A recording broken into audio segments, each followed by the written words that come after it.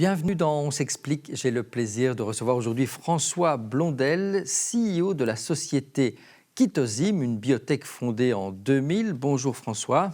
Bonjour Frédéric. On s'explique. On s'explique.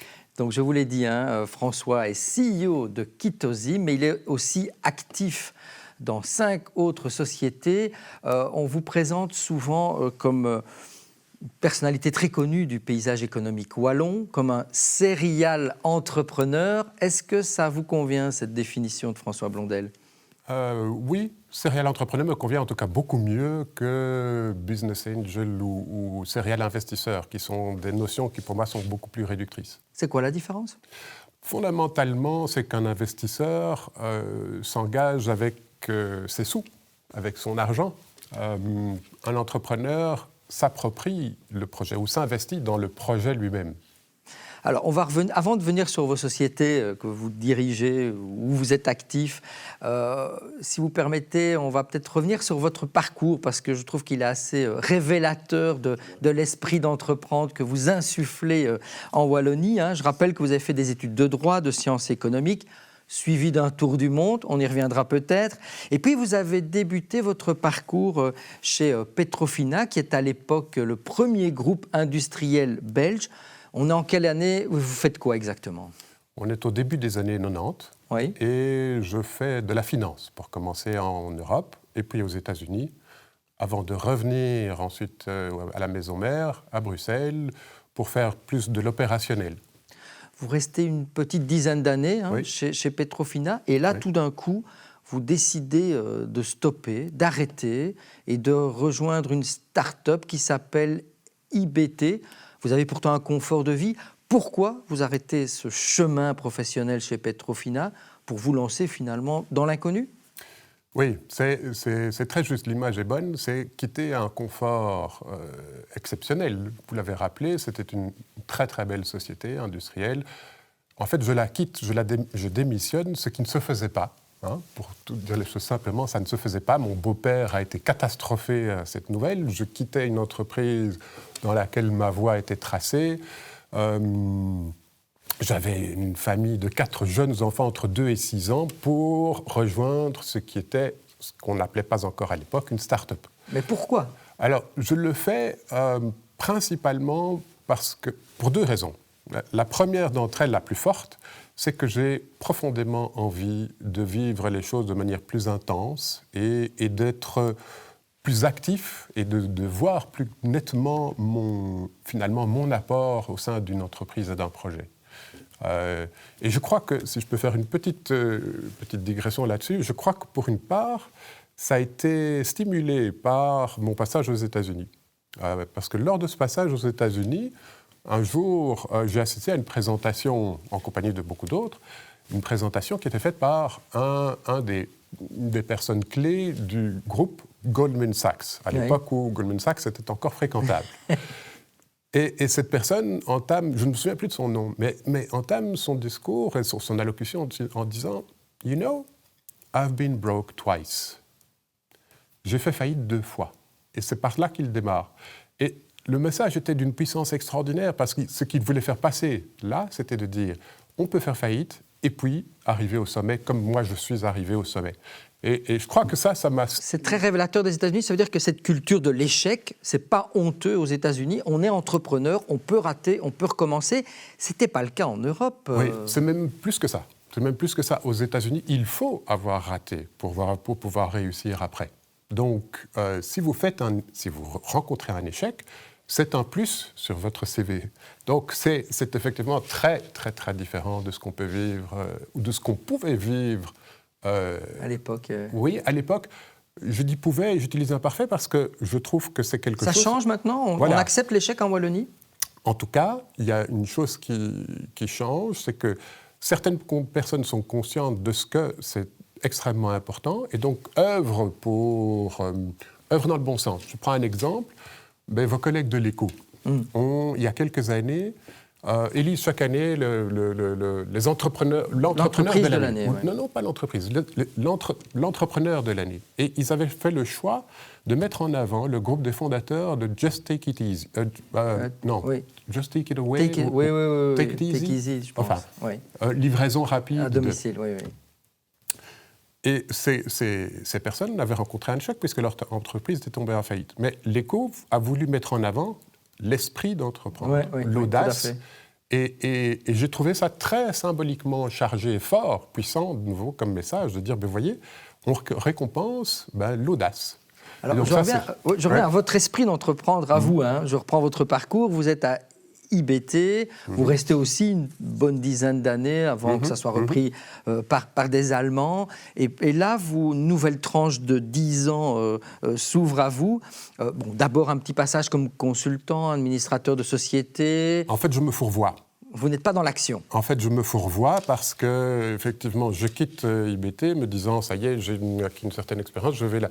Et donc, je me mets comme administrateur indépendant ou comme consultant, donc à la Compagnie du Bois Sauvage, la respectable Compagnie du Bois Sauvage, Recticel, Codic et d'autres. Et en fait, assez rapidement, je me rends compte que je me suis trompé. C'est que ça ne m'amuse pas. C'est le ronron. C'est, en fait, peut-être pas tellement le ronron, mais surtout, c'est très distant. Vous n'êtes pas dans le projet lui-même. D'accord. Vous ne le portez pas. Vous ne le portez pas. Et là, donc, vous décidez, en 2013, il y a 10 ans, de rejoindre comme CEO Kitozim, une société qui est active dans le monde nutritionnel, le vin et la santé. C'est quoi exactement Kitozim en bref? Oui, peut-être juste avant, si vous me permettez, je vous en prie. Parce que c'est pour moi très clair comme dans ma vie. En réalité, les expériences entrepreneuriales ont toujours été le fruit de rencontres. Toujours. Et là, c'est une rencontre. Là, pour cette entreprise-là, c'est une rencontre avec Karl Mesak, qui était l'actionnaire de référence et qui est d'ailleurs toujours un actionnaire important de la société. Et donc, c'est une rencontre qui fait que j'accroche avec le projet. L'entreprise aujourd'hui, donc, en fait, en 2 mots, au départ d'un biopolymère d'origine naturelle, donc des champignons, produit ce qu'on appelle de chitosan, ou une chitine, le chitosan, qui sont donc qui est un biopolymère avec des propriétés qui permettent des applications dans différents domaines. L'intérêt, c'est que nous sommes la seule société au monde qui le produise de manière industrielle. Donc c'est une innovation technologique forte, brevetée bien entendu, et qui nous permet de grandir dans les différents domaines que vous avez mentionnés. La société se porte bien? Très bien. Elle a donné naissance aussi à des filiales. Il y a notamment Kiomed Pharma, où là, vous travaillez sur ce qu'on appelle le chitosan, un produit naturel pour soigner l'arthrose. Vous venez d'ailleurs de signer un méga contrat en Chine qui devrait générer des ventes, dit-on, supérieures à 300 millions d'euros. Un mot sur cette société ? Oui, volontiers.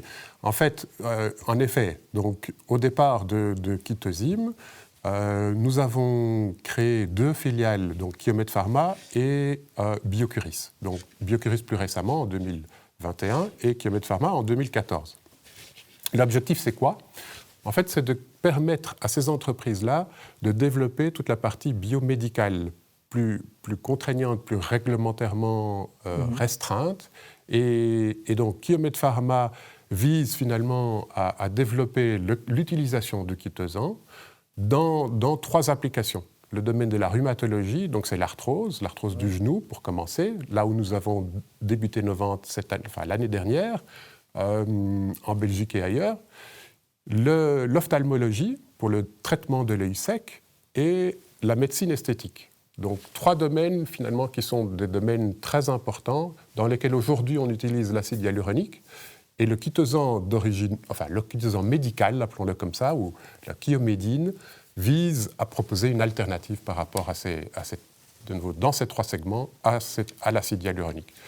Biocuris, de son côté, elle est une entreprise qui vise le domaine de l'intestin, donc les maladies inflammatoires de l'intestin. Donc on parle ici de quoi ? On parle de l'IBS, l'IBD, la maladie de Crohn, la RCUH, ce type de pathologie. Et là aussi, une belle reconnaissance internationale. Hein. Kyomed, je le disais, a un contrat avec la Chine. Ici, avec Biocuris, un partenariat, un accord avec un géant américain, IFF. Tout va bien chez vous. Non ? J'espère que ça... En tout cas, pour le moment, la spirale est positive, mais ce n'est pas ça uniquement la vie d'une entreprise. Soyons très clairs. C'est quoi alors la vie d'une entreprise ? La vie d'une entreprise, ce sont des cycles. Ce sont des cycles et donc nous sommes dans un très bon cycle pour le moment au niveau de ces 3 sociétés. C'est exact. Mais il n'en a pas toujours été ainsi. Nous avons connu des échecs. Chez Kitezim, par exemple, en 2018, j'ai voulu développer le B2C. On a lancé une marque propre et avec donc vente directe et ça n'a pas pris. Aux consommateurs. Et ça n'a pas pris. Et l'important dans ce genre de circonstances, c'est de se rendre compte suffisamment tôt de son erreur et de ce qu'il ne faut pas. Donc il faut à la fois faire preuve de détermination, mais pas d'obstination. D'accord. Donc, vous voyez, il faut trouver. Alors oui, tout va bien dans ces 3 sociétés aujourd'hui. En effet, les contrats que nous avons engrangés sont des contrats qui sont extrêmement porteurs parce qu'ils permettent de financer aussi la société à court terme, parce qu'il ne s'agit pas seulement de ventes futures, mais également de ce qu'on appelle des paiements d'étape et ce genre de financement obtenu. Le temps va très vite, François Blondel, on arrive tout doucement à la fin de cette interview. Je voudrais quand même terminer avec ce qu'on a commencé, l'esprit d'entreprendre. Vous avez vu au fil de toutes ces années cet esprit se développer ou pas en Wallonie et ailleurs. Est-ce que vous avez le sentiment, justement, on parle beaucoup de l'esprit d'entreprendre en Flandre, qui était moins vivace en Wallonie. Quel est votre bilan ? Quel est votre enseignement ? Eh bien, je dirais que nous sommes sur le bon chemin. C'est ma conviction très forte. Si je prends une ligne du temps sur 20 ans, j'ai ce bonheur de pouvoir déjà avoir une expérience sur 20 ans dans le domaine de l'entrepreneuriat en biotech en Wallonie. Et je vois les progrès que nous avons réalisés. Et ma conviction, c'est celle-là, c'est que nous sommes vraiment sur le bon chemin. Le Global Entrepreneurship Monitor, donc, qui est une organisation non gouvernementale, faisait un classement à travers le monde de tous les pays et des différentes régions. La Belgique et la Wallonie en particulier, nous étions tout à fait en queue de peloton, parmi les 3 derniers, pour être précis, en termes d'esprit d'entreprendre. Je suis très impatient de voir ce que donneront les résultats sur l'enquête de 2020 ou 2021 même, parce que le changement est profond, en tout cas dans la dynamique de jeunes avec lesquels je suis en contact. Ce qui reste malgré tout très, très, très clairement à changer, c'est l'esprit, c'est la mentalité, globalement. Et dans ce contexte-là, pour moi, vous, les représentants de la communication et des médias, vous avez un rôle essentiel à jouer. Parce que c'est le moyen le plus naturel pour faire modifier un état d'esprit. Faites des entrepreneurs des héros et vous aurez un dynamisme et donc un dynamisme qui permettra à une région de se développer et à rester ce qu'elle est aujourd'hui, c'est-à-dire un pays de cocagne. Merci, c'est sur ces jolis mots et sur notre humble mission de promouvoir l'esprit d'entreprendre dans Wallonia Plus et dans On s'explique que l'on va se quitter. François Blondel, c'était un plaisir de vous recevoir, merci. Pareillement. Et on se retrouve, quant à nous, la semaine prochaine avec un autre invité. Au revoir.